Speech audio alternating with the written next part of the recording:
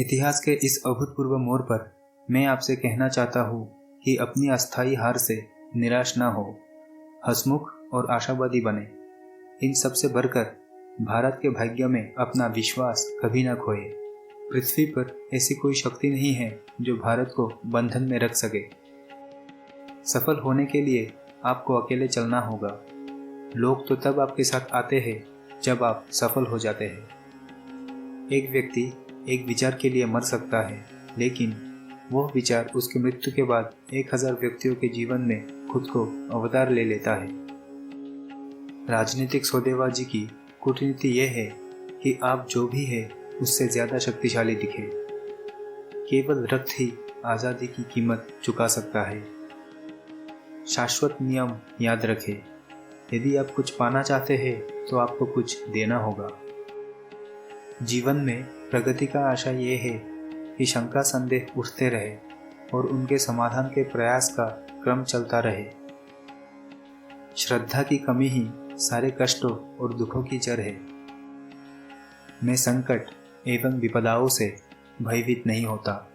संकटपूर्ण दिन आने पर भी मैं भागूंगा नहीं, आगे बढ़कर कष्टों को सहन करूंगा।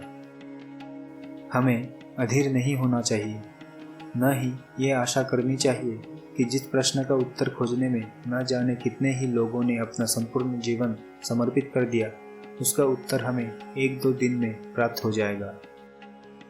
जहाँ शहद का अभाव हो, वहाँ गुड़ से ही शहद का कार्य निकालना चाहिए। असफलताएं कभी कभी सफलता की स्तंभ होती है।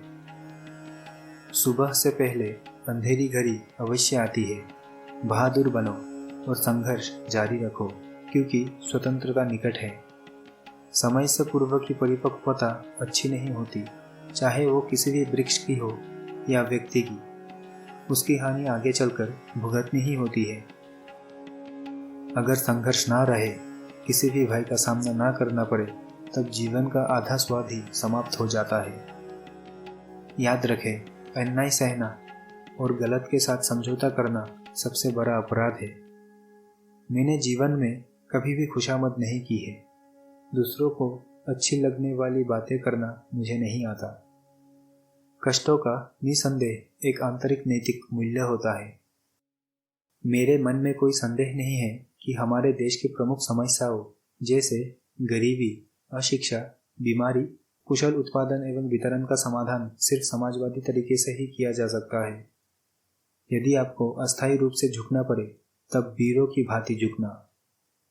समझौता परस्ती सबसे बड़ी अपवित्र वस्तु है।